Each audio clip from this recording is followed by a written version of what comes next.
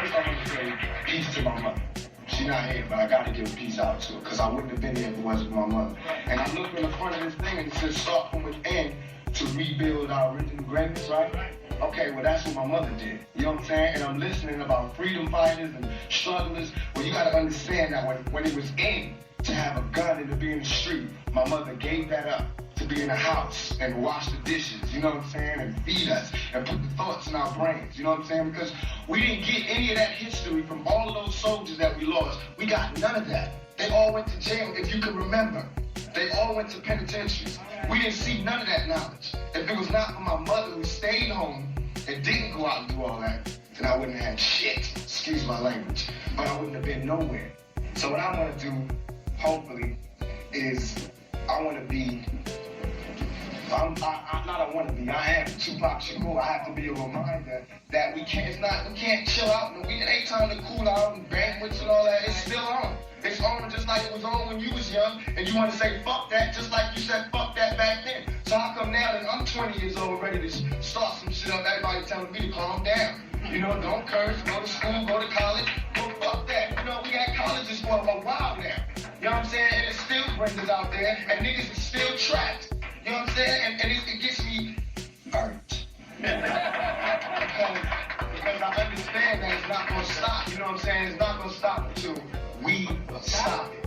And it's not just white men that's doing this to Brenda, and it's not just white men that's keeping us trapped. It's black. You know what I'm saying? We have to find the new African in everybody, in all of us. Because if we keep running around looking for black and who got the most colors on and who got the baddest dashiki on, we still gonna get, excuse my language, fucked. Because it irks me that my mother right now is going through, you know, she has to get clean. This is somebody who I watched travel the whole country. You know what I'm saying? During a time when women were scared to speak up for the Black Panther. She spoke at Harvard, Yale, everywhere. And now I see my mother as what's really going on. You know what I'm saying? And I don't see no big parades around my mother now. And she done got a dozen fucking awards. And I don't see nobody there. You understand what I'm saying? So about all this, I take that lightly. I take all this lightly. What I want you to take seriously is what we have to do for the youth. Because we're coming up in a totally different world. This is not the same world that you had. This is not the 60s. This is not that. We grew up BC, before crack. That should say it all. You understand what I'm saying? We did not grow up without parents. You had parents that told you this and that, and this is what went on back in the day. Now you don't have that. You have young kids, 14, coming home, their mom is smoking out or doing it to their best friend to get the product. You understand what I'm saying? So that means that it's not just about you taking care of your child, it's about you taking care of these children. Because that's what's out here. Okay? You understand what I'm saying? And it hurts. It hurts that it bothers me that I have to sidestep my youth to stand up and do some shit that somebody else is supposed to be doing. You understand what I'm saying? There's too many men out here for me to be doing. Because it ain't my turn yet. I'm supposed to be following behind him getting the knowledge. I don't even got a chance to get the fucking knowledge. I can't go to college. There's too much problems out here. I don't got the money. Nobody do. You understand what I'm saying? So what I'm saying is it's not as easy as we mapping it out to be. And we gotta stay real. We gotta stay real. Before we can be New African, we gotta be black first. You understand? We gotta get our brothers on the street like Harriet Tubman did. Why can't we look at that and see exactly what she was doing? Like Malcolm did. The real Malcolm. Before the Nation of Islam. You gotta remember this was a pimp. You know what I'm saying? The push and all that. We forgot about all that. And our strive to be enlightened, we forgot about all our brothers in the street. About all our dope dealers, our pushers and our pimps. And that's who's teaching the new generation. Because y'all not doing it. I'm sorry. But it's the pimps and the pushers who's teaching us. So if you got a problem with how we was raised, it's because they was the only ones who could do it. They the only ones who did it. While everybody else wanted to go to college and, you know, yeah, everything has changed. They was the ones that was telling you the white man ain't shit. Here you go. Check this out, young blood. Take this product, you switch it, you make money, and that's how you beat the white man. You get money, you get the hell up out of here. Nobody else did that. So I don't want to hear shit about nobody telling me who I can't love and respect until you start doing what they did. You understand what I'm saying? To me, this is Mecca. You know what I'm saying? This is the black family. I see it here. But what makes it even that much more sad, what makes me want to cry, is because as soon as I leave here, so is Mecca. You understand what I'm saying? We're going back to the real deal. Right out there, you're going to see them same sisters and Brenda. They right out there. And y'all going to get in y'all cars and drive what I'm saying? I apologize, but check this out. You can't be no more offended by my curses than what's really going on. That's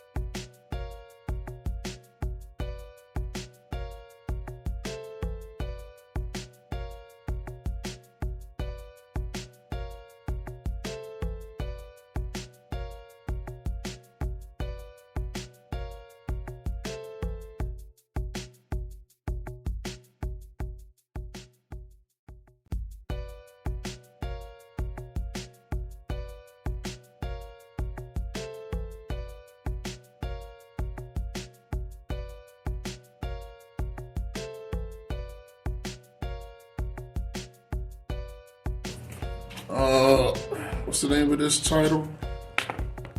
It's called Straight Outta Compton. Now, mind you, I told y'all, man, I don't swear. Now, when you start hearing me utter alphabets and the A words, example, the A word, the F word, the B word, anything that involved with swearing, the closest thing I will say is damn and ass. That's the closest thing I will utter out my mouth. All that extra vulgar stuff, that's not me. That's not my thing. But parental discretion is advised, okay? Let me get something, quench my thirst real quick, and we ready to get things cracking, bro.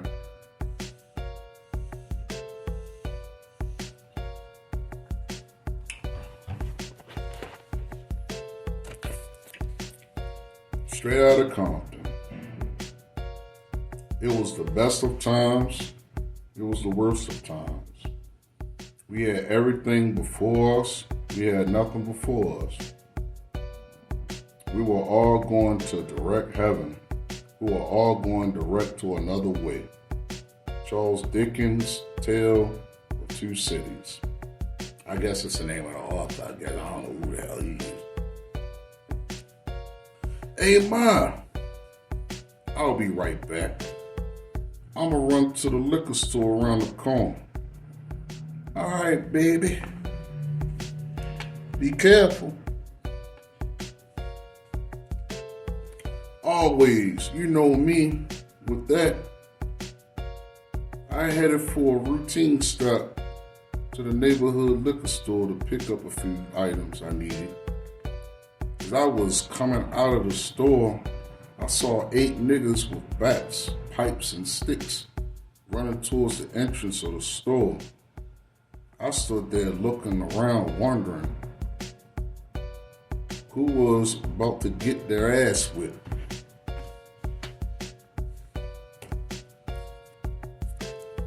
Then it registered. There wasn't nobody out there but me. Oh, S word. I darted towards the car and jumped in before they could reach me, pushed the button to lock the doors, and felt momentarily at least relieved. As I scrambled to find the ignition key, I suddenly heard the door open. I don't know the mother effers.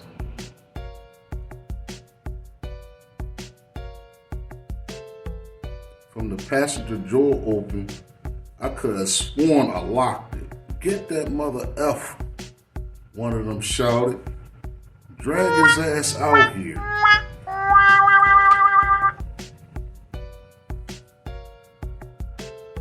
As one of the guys tried to grab me, I started kicking, swinging. Vain attempt to keep the bloodthirsty wolves off me. Oh, F. I heard the door behind me open. I got clobbered in the back of my head with a pole. What? Punches rained down on me from all directions until one of them opened the driver's side and pulled me out of the car. The last bro last blow was with a bat across the side of my neck, which sent me crashing into the trash can. Semi-conscious, I heard one of them say, "Hurry up, let's get the F up out of here before someone calls the police." My attackers took off running. Damn. That's messed up, yo. Like, nobody bothered to want to help this nigga. That's messed up, bro. As I pulled myself off the floor, I was literally seeing red from the warm blood that was streaming down my face and neck. My left eye was damn near shut closed. I was a bloody mess.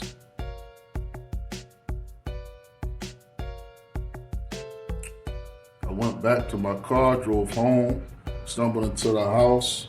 Once inside, I straight went for my weapons. Pulled out my 30 hunting rifle with an extra clip and put my 9mm in my waist. Before I stormed out of the door, I made a quick stop to the bathroom and washed my face and my neck. My injuries had become secondary to my desire for revenge.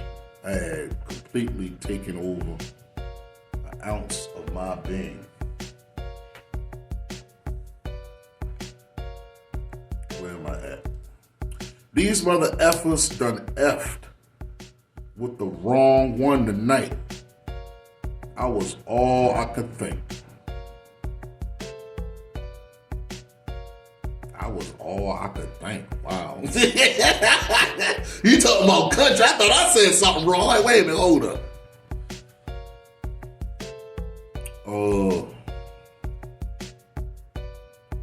Where one of the dudes live? So I quietly pulled up in front of his family's house. The lights were all out. I was in Elmer Fudd mood. I ain't messing with this nigga, yo. I was in Elmer Fudd mode. Shh, be very, very quiet. I'm hunting niggas. I rolled down the car window. I ain't messing with this nigga, yo. Pointed the rifle and let my trigger finger do the talking. Book up, book up, book up, book up, book up.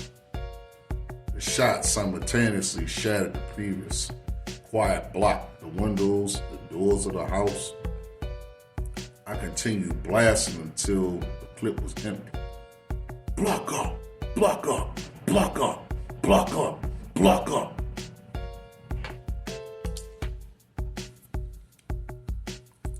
I quietly changed clips and some more. Block up, block up, block up, block up, block up. This nigga dumping. Nearly emptied the second clip. When I finally stopped firing, the barrel of the gun was smoking. I put the pedal on the floor and sped off into the darkness. As my luck would have it, who did I see when I hit the corner? The brother of the guy I was looking for. Sorry, nigga, but you're in the wrong effing place at absolute the wrong effing time. I jumped out the car with the gun, still smoking. Mother effer, don't move, B-word. The barrel of the rifle pointed directly towards his eyes. Hands raised, his younger brother pleaded, "Don't kill me, don't kill me." This is a fine print that was written by Keefe D. This was highlighted in dark black lettering. I jumped out the car with the gun still smoking. Mother effer, don't move, B-word. The barrel of the rifle pointing directly toward his eyes. All right. It was the exact same thing I just read. Ooh.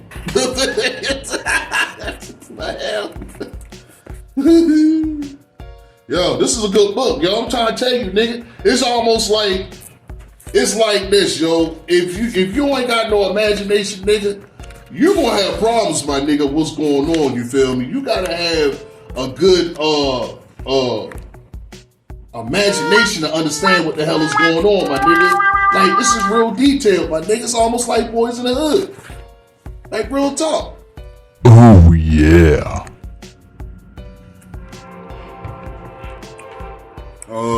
Let's continue, yo. My cousin Darlene ran from the inside of the crack houses we had on the block. She was from Grape Street, a well-known Crip set out of the Jordans Down projects in Watts. Kill that mother F was Darlene's ghetto advance, but there were too many witnesses. And my homies had trained me better than that.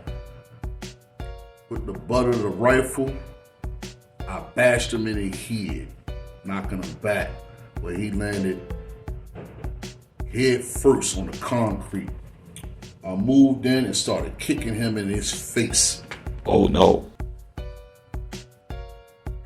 I guess from hearing all the gunshots, a little crowd had gathered, including my boys, Clyde, Gangster, Ben, and Bubble Up.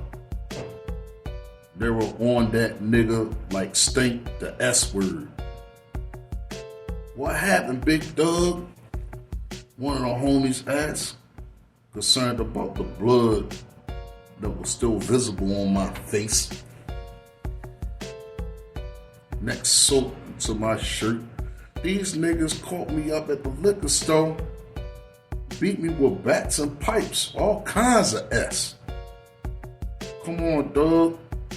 Let's get you home. We hopped in my ride and boned out to my pad.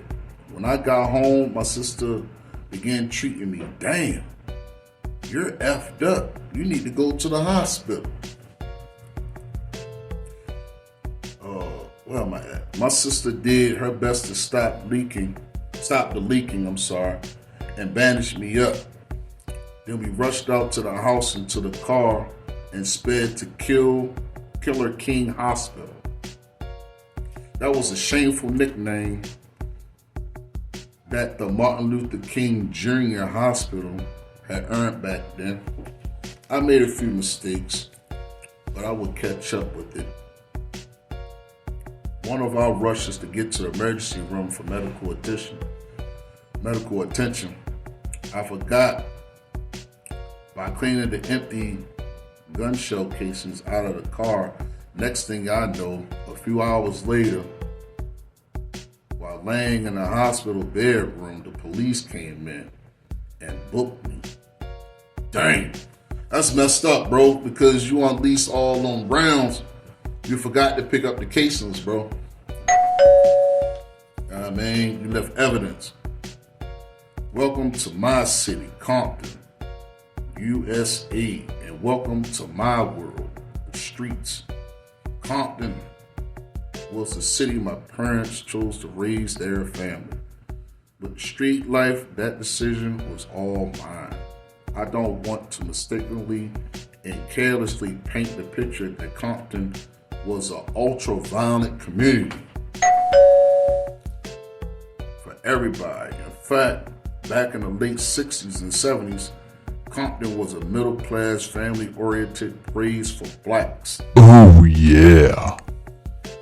Before moving to Compton, our family lived in Watts, right across the street from Markham Middle School. Many people from Compton formerly lived in Watts. Back then, moving to Compton from Watts was like George Jefferson or up from Harlem to a deluxe apartment from Upper East Side of Manhattan. Oh yeah. It was considered a step up, even though the two cities were only about 3 miles away from each other.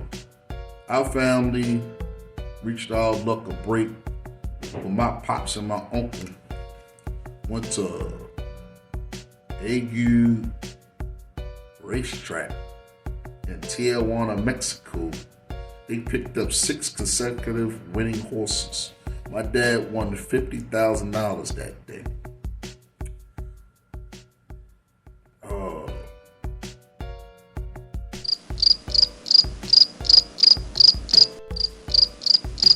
Of winning $1 million today. What? With the winnings, our parents relocated from Watts, bought a house in Compton, and 2 brand new cars. Oh, we got another fine print that Keefe put. The phenomenon known as white flight is real because once we moved into the neighborhood, white families started fleeing like cockroaches when the lights come on. There you go. You know what I'm saying? Like, hey, yo.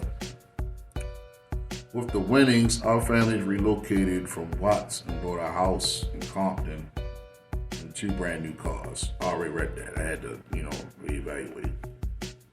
But excuse me, like, when I step off and take like breaks, if I already read it, you know what I mean?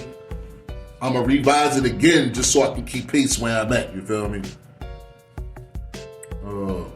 When we moved into our block in 1965,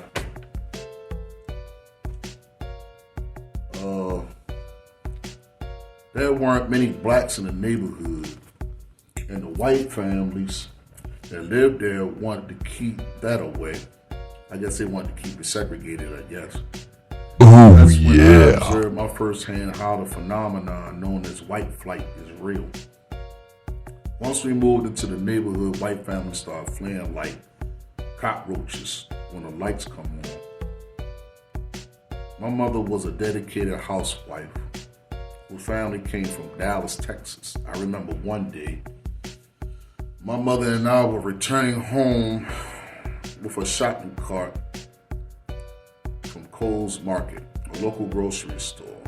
A carload full of white dudes pulled up in a 1956 Chevy and started screaming out of the window, "Niggers, niggers, get the F out." That scared me to the death. I could have been more than 5 years old. My mother looked at me with a stern but confident look in her eyes. Her hand was in the purse, and she said, "Don't worry about them." My mom currently wasn't worried because she made sure she protected her kids at all times. Another early memory,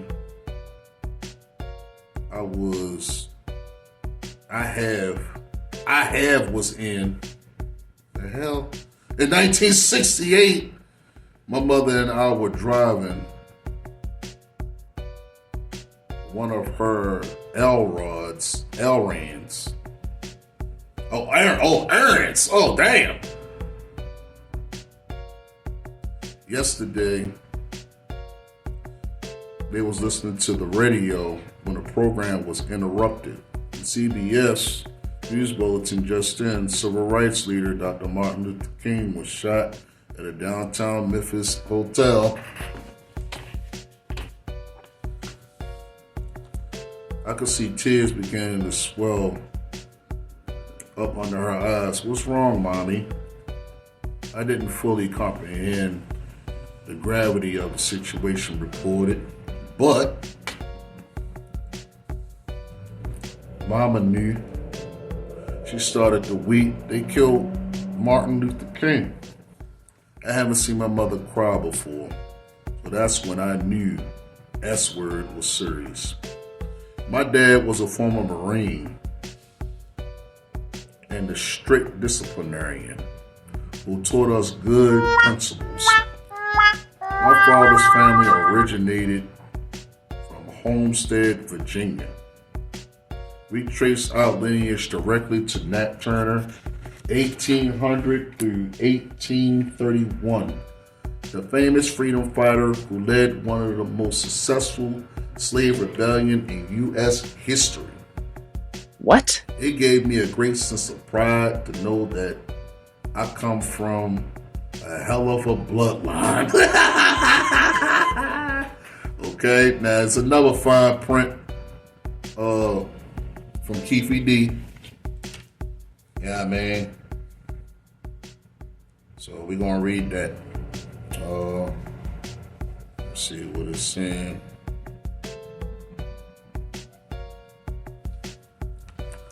Not many people can say that Nat Turner is the great direct descendant. In fact, I can arguably say that I'm the hardest mother effer in my family since Nat Turner. And this is Keefe D's personal observation on how he is. Where we at? My grandmother, who was the backbone of our family, we have been the closest competition. I remember one day my grandmama called me asking me questions. I told her I didn't have any questions to answer. She was asking. My grandmother got to going off and cursing a little bit. What? I was like, Grandma, I'm cool. I'm gonna go on and get off the line. I'm not gonna hang up in your face, but I'm gonna get off the line. That day I happened to get a nice size shipment. So I had a whole crew on my porch. We were all over at the Burris Lane so we could distribute the product. About 10 minutes after hanging up the phone, I saw Grandma pulling up. I was planning on leaving before she get there because I knew she was coming. Grandma Gray, while you out, son. You know how Grandma means Big Mama. That's one thing about Big Mama. We're gonna take a break, yo, on the intermission, yo. I'm sorry, yo. Everybody got a Big Mama, nigga.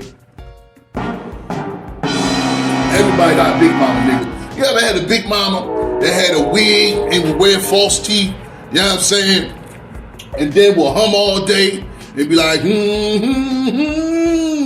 and then sit back and hum and sit back and listen to church music. You know what I'm saying? If she felt as though like something is wrong, she'll knock you upside the head with a broom.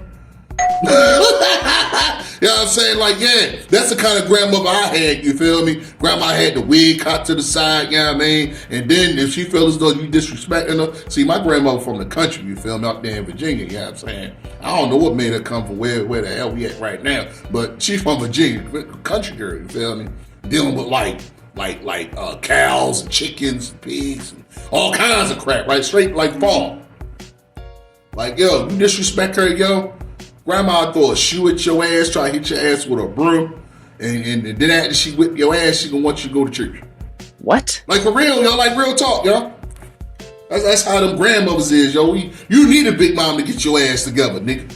What's wrong with the grandmothers today, man? They want to be your best friend, you know what I mean? They want to hang out in the club, and they can have all these babies like, I ain't babysitting S-word. What? You feel me? Like, just straight goof. Yeah, I mean, let's get back to the presentation I had, yeah. You know what I mean?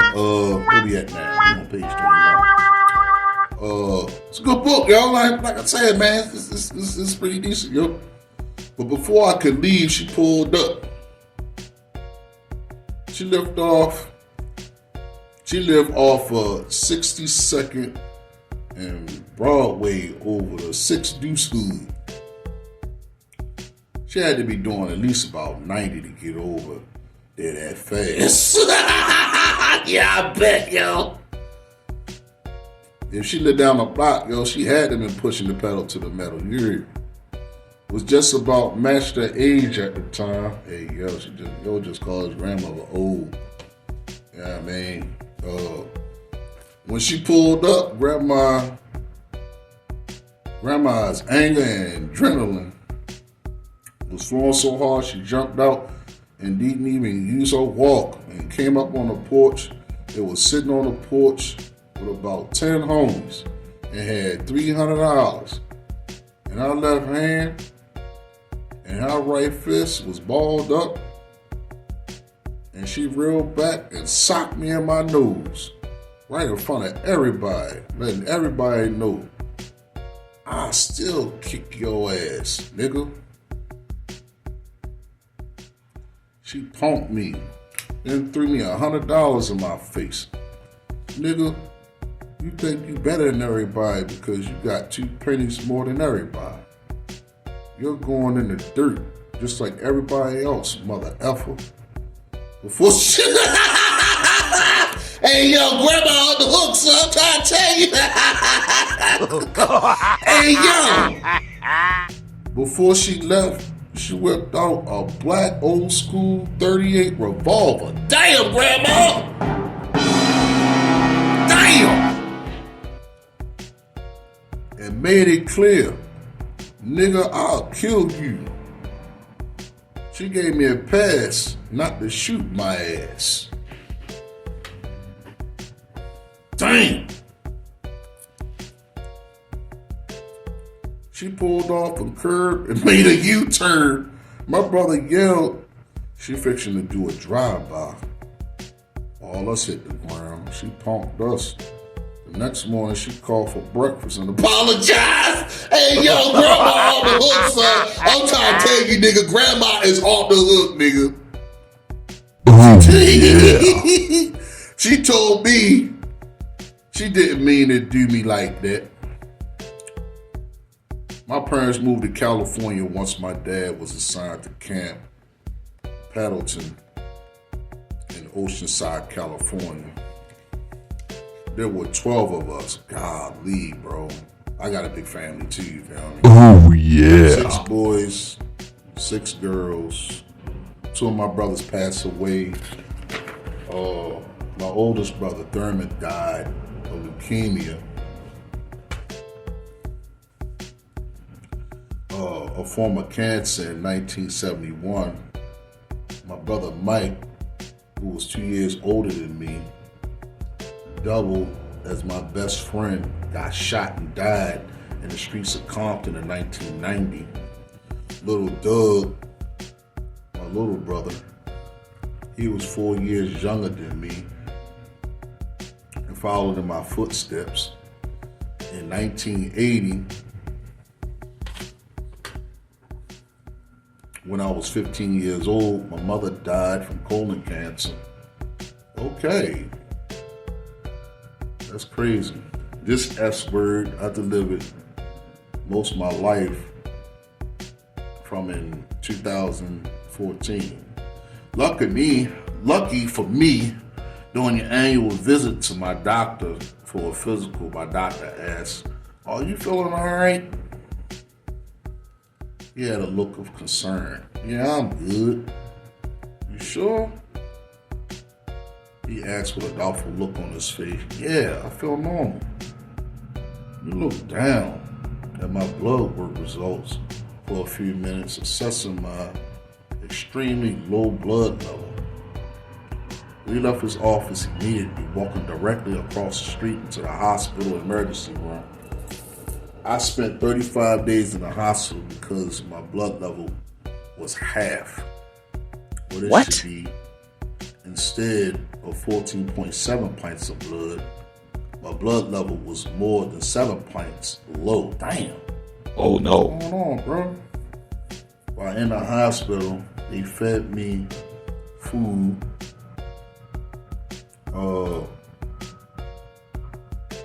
Due to the blood transfusions I was receiving. And intravenously, I was receiving. This meant I was able to eat solid foods for 17 days. That S didn't work for me because I would get hungry as a bear cat. Nurses were looking. I was still juices from the food carts because they were giving me anything to drink. My fluids intake were restricted to sucking on ice. I ain't gonna hold you, yo. The hospital ice, if y'all niggas haven't had hospital ice, yo, it's the best ice in the freaking world, my nigga. Like, real talk, bro. I ain't gonna hold you, nigga. Real talk, nigga. I went into the hospital weighing 238 pounds and left weighing 190. Damn. You lost a lot of fluid, yo. One day my family visited me to the hospital and the nurse put me on blast. She was like, do you know your son and your brother has been in here stealing juice off the cart? He doesn't know it, but we do have cameras. Oh, S word. I've been selling juices for more than a week, but they finally caught on. Like, why does it matter, nigga? If you want juice, you can get juice. He's a client there. Why does it matter, bro? You can just buzz the bell like, look, can I get some apple juice? Can I get some orange juice? Get some pineapple juice? Nigga, you paying for it when you look at it, nigga. The food cart will come around, and I run up there with the full steel in my arm. Another day, my sister came to visit. My two nieces, my grandson, and my wife. The siren went off, and I heard the nurse said, cold red. To me, cold red meant something had died or was dying. 30 minutes later, the cold red went off. So I got out of my bed, and I was feeling bad that day. I shut the mother effing door. My sister was like, why you shut the door? I said, the Reaper is out there. And he's busy. He ain't coming in this mother effer. Keefe D a funny ass nigga, yo. I'm trying to tell you, yo. Between Keefe D and the grandmama, nigga, I can see where he get his dark humor from, nigga. He a funny ass nigga. Y'all rock with Keefe D, yo. Oh, yeah. Where we at, yo? They started cracking up laughing. I told you that's why I saw laughing, yo. My sister said, you got the Lord with you. You don't have to worry about them damn reapers. Eventually, the doctor operated on me. Took out a big and small intestines. Oh, man, dang, bro. And stapled me back with 25 staples in my stomach. What? If my doctor hadn't acted so quickly, it could have been over for me. I watched Big Ang from the Mob Wives go through the similar battle and died, which was some sad S to me. My cancer is currently in remission. Fortunately, the doctors were able to remove the tumor while it was still in the open stages. But before the first stage, the CAT scans have been coming back normal ever since. My cancer doctor told me I was cancer free, but he warned me that this is a 5-year period where I can get scans every 6 months and colonoscopy every year. This S is scary, and it's been a long journey. The Lord has been with me through it all. Despite my mother's passing, my father's herd over family down over 20 years by myself. Then he finally remarried back in the 60s and the early 70s. Most black families had both mother and father in the house, beside my parents.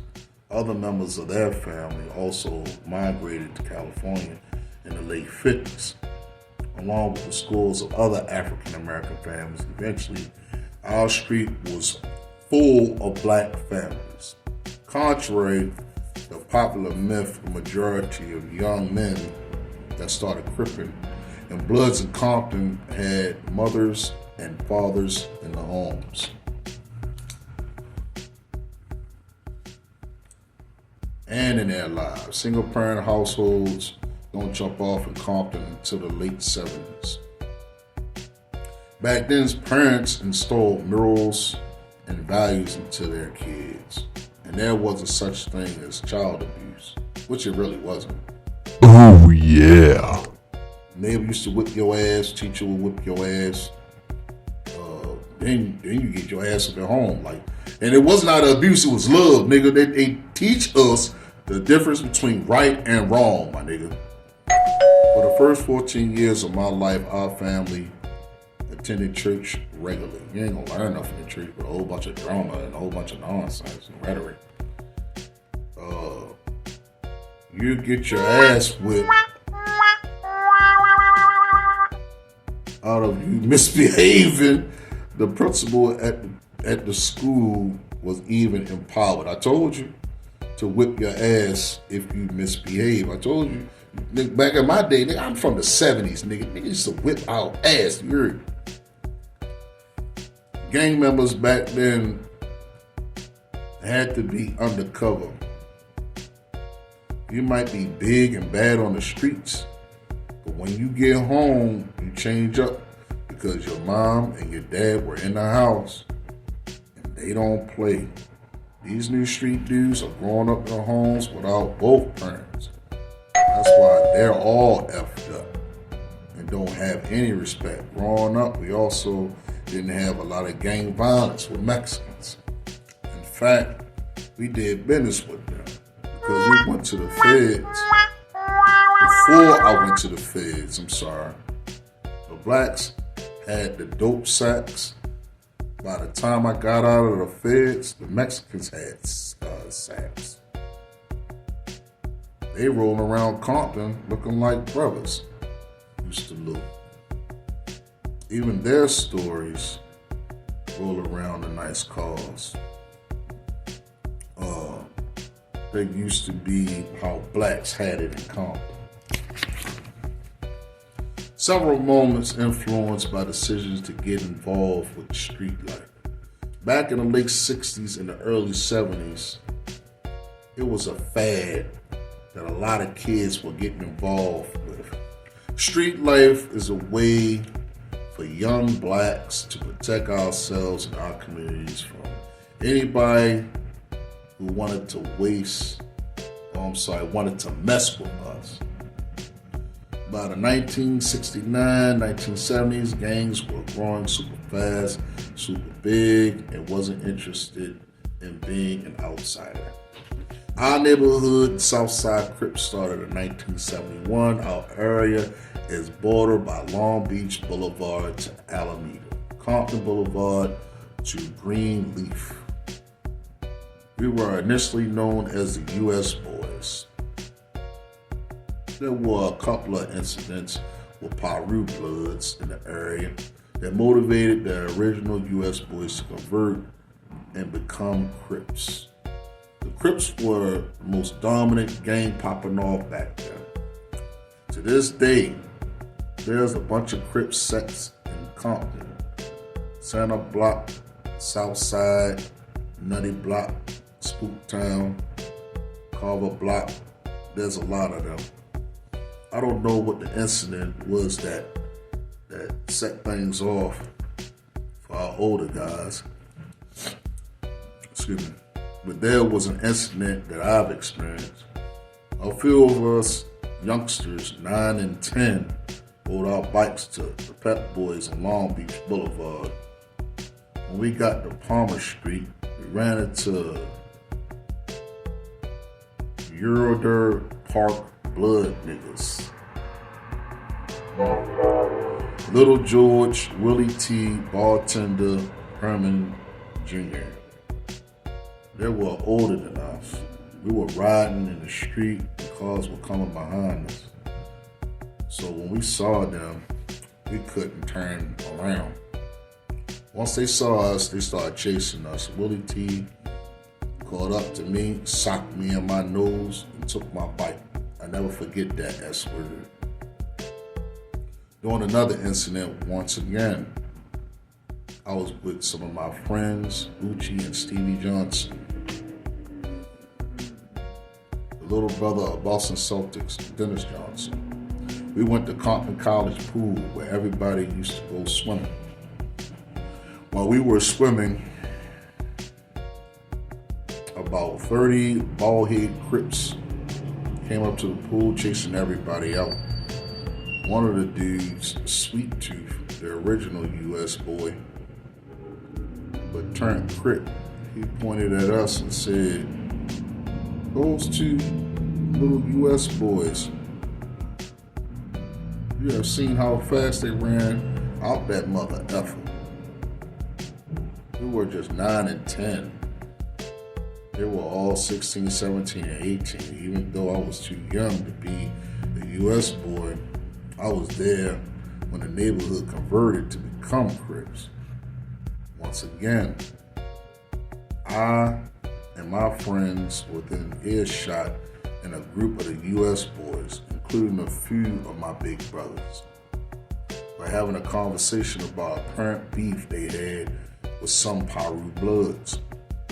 They were pissed about something. Be up there around 4 or 5.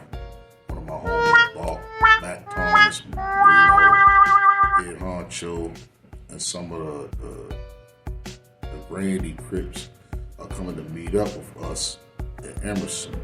The invitation wasn't for us. We were too young to be in their business like that. But we went to Emerson anyway, following the older dudes.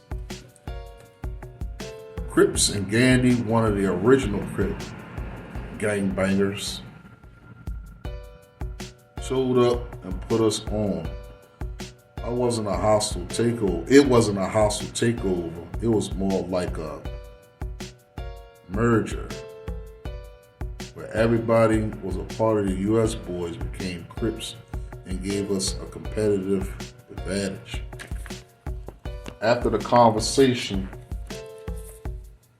a few dice games got started. It was my first official night as a Crip. And I happened to be shaking the dice when my pops came driving by and saw me. Hey, what are you doing? I knew my dad's unmistakable my voice when I heard it. I walked up to the car. Nothing, just shooting dice. Not no more. Bring your ass on. Get in this car. I don't want you out there. You understand me? I hopped in the passenger seat. Yes, sir. I looked down and pulled off behind my embarrassment. I didn't give up the money to do it like that. Little did he know, his 9-year-old son, as well as 3 of his older sons, had just become an original Crip member. He took me back to the house and gave me a good old school ass whipping. That was back when I could still get an ass whipped from my parents. When the police would take you home so your parents would whip your ass, although I get to finish the dice game, I've been repping Southside Crips to the fullest. I learned a few value lessons as a youngster. Another dice game. One time, I was in the 8th grade. We were at this party shooting dice. And one dude felt like I cheated him. So he tried to steal. I whipped a little 25 and pointed at him. The bigger guy was there, whipped out a bigger strap than me, a 45. We all grew up together, so once the smoke cleared, about 20 minutes later, we came to an agreement. The older brother told me, little dog, let me teach you a lesson. Don't ever pull out no gun without using it. Oh yeah. At least hit the nigga with it. And hit a couple of times. If he pulled it out, that was important in advance.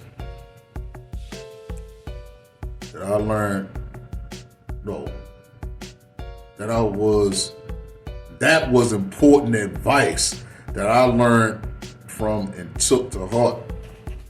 The ironic relationship that I had growing up was with the infamous Marion Suge Knight. I've known since I was 9 years old. He and I played Pop Warner football together for the Greater Compton Colts. Compton Wolves back when we were 11 or 12 years old. I played on the offensive line as a center. He played on the offensive line as a center, and I was the running back and strong safety. The hardest and the fastest guy on the team. I earned the nickname the Assassin, the Oakland Raider, Pro Bowl safety Jack Taman. Suge's cousin Ronald and Donald also played with us. Both of them played tight ends. Almost all of the guys on our team were Crips, except Suge and his cousins. Suge's dad originally was one of our coaches, and the other man named Billingsley was the head coach. Suge family owned a diesel truck company, so they were living a middle-class lifestyle, driving nice vans and Cadillacs.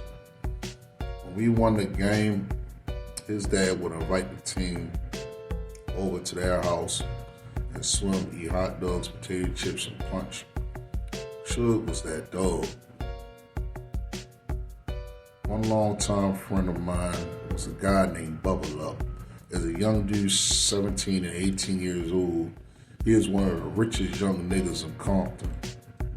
When we were back in high school, before the drug game got real big, we used to hijack trucks, carrying cigarettes and other merchandise. Bubble Up was one of the best at doing it, catching the truck at least once a month. He had a Mexican fence out of Santa Fe Springs and used to give him $180,000 per truck. I think Bubble Up single-handedly contributed to the creation of the LoJack anti-theft system.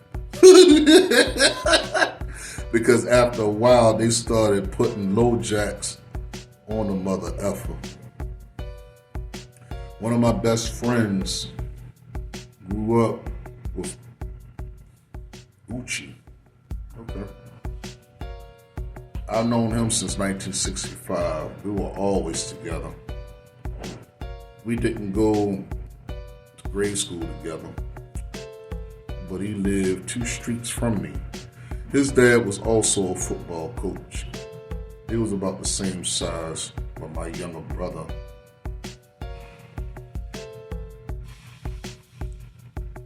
He played with the younger guys. Another one of my friends growing up was Pretty Boy. I'm going to call C-Ray. He knew all the street players and pimps, Pimp and Ken, Don Juan, Good Game. He liked to be around them. He came from a pretty well family. His mother worked for Mobile, and his dad worked for Bogan, which was called McDonnell Douglas back then. While the rest of us went to rough-ass Elmerson School, C-Ray went to Catholic school. He was a little homie and became one of my best salesmen. Once we were fully enrolled at Sidewalk University, we got into the drug game and started moving significant weight. There you have it. That was straight out of Compton. So now we have a brief understanding of what's going on with Keefe D. Man, let me tell you something, yo. I'm still tripping off the grandmother, you feel me?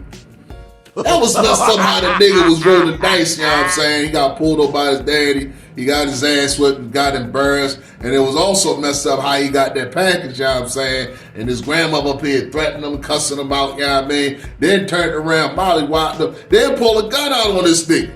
I can see why he act like that, you feel me? But I'm still geeking off of that because like I told you, man, we need big mamas like that, you feel me? Oh, yeah. yeah. We need big moms like that to teach us the difference between right and wrong, you feel me? But like I said, man, the book is pretty cool, man. You have to check it out, man. It's called Compton Street Legend. Make sure y'all hit that like button and subscribe. You know what I'm saying? We gonna talk when we get back to the situation, you know what I mean? We're gonna talk about the next chapter was gonna be called Sidewalk University. Right now, we're on page 23. Make sure y'all hit that like button and subscribe. And make sure y'all hit that notification. And y'all send me y'all comments, yo. Peace, and I'm gone.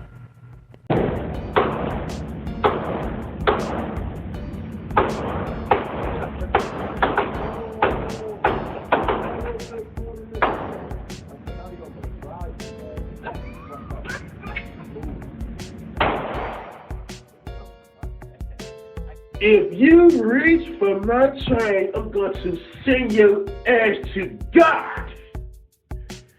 Don't ask me about my pieces or you will see Jesus.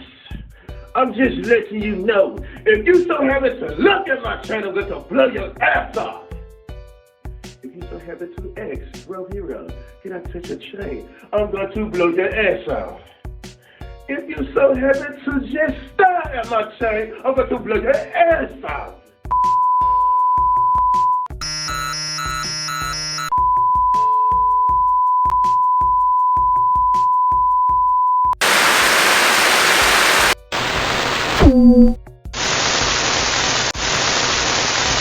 $2,000 years later. Tomorrow.